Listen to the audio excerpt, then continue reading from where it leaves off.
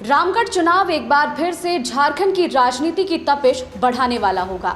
UPA और NDA दोनों खेमे के लिए चुनौती होगी। रामगढ़ उपचुनाव वर्ष 2024 के लिए विधानसभा चुनाव की जमीन तैयार कर सकता है। नमस्कार, मैं हूं अनुजा, समाचार प्लस देख रहे हैं आप।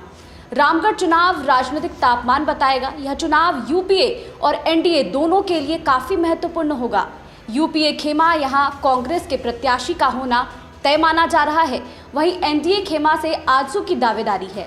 पिछले विधानसभा चुनाव में रामगढ़ से गिरिडीह सांसद चंद्र प्रकाश चौधरी ने अपनी पत्नी सुनीता चौधरी को उम्मीदवार बनाया था। कांग्रेस प्रत्याशी ममता देवी ने आजसू की परंपरागत सीट में सेंधमारी की थी। यूपीए सरकार के 3 वर्षों के कार्यकाल में 5वीं बार उपचुनाव होने जा रहे हैं। रामगढ़ विधायक ममता देवी की सदस्यता जाने के बाद 6 माह के भीतर ही उपचुनाव कराना होगा। कोर्ट का आदेश विधानसभा को भेजा जाएगा, फिर विधानसभा से चुनाव आयोग को भेजा जाएगा। चुनाव आयोग 6 माह के भीतर ही उपचुनाव की घोषणा कर सकता है। हालांकि इसके पूर्व हुए 4 उपचुनाव में यूपीए ने ही जीत दर्ज की थी। दुमका और बेरमो विधानसभा सीट पर साल 2019 में हुए चुनाव में महागठबंधन के प्रत्याशी की जीत हुई थी। दुमका सीट पर झारखंड मुक्ति मोर्चा के उम्मीदवार हेमंत सोरेन की जीत हुई थी, जबकि बेरमो विधानसभा सीट पर कांग्रेस के प्रत्याशी राजेंद्र सिंह विजयी हुए थे।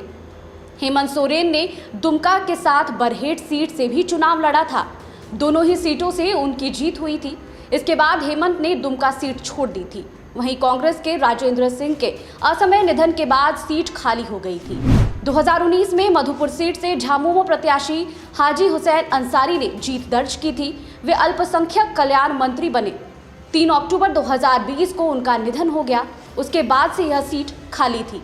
17 अप्रैल 2021 को यहां उपचुनाव हुआ और स्वर्गीय अंसारी के पुत्र हफीजुल अंसारी ने झामुमो प्रत्याशी के रूप में जीत दर्ज की। मांडर विधानसभा चुनाव में झाविमो प्रत्याशी के रूप में बंधु तिर्की ने चुनाव जीता था। फिर वह कांग्रेस में शामिल हुए। 28 मार्च 2022 को आय से अधिक संपत्ति मामले में उन्हें सजा हुई और विधायकी गंवानी पड़ी। 23 जून 2022 को मांडर विधानसभा उपचुनाव हुआ। इसमें बंधु तिर्की की बेटी शिल्पी नेहा तिर्की ने जीत हासिल की। रामगढ़ उपचुनाव झारखंड की दशा दिशा बता सकता है। हाल के दिनों में हेमंत सोरेन के नेतृत्व में यूपीए ने 1932 खतियान का कार्ड खेला है। विधानसभा से 1932 खतियान का प्रस्ताव पारित किया गया। मुख्यमंत्री खतियान जोहार यात्रा पर निकलकर लोगों को गोलबंद भी कर रहे हैं।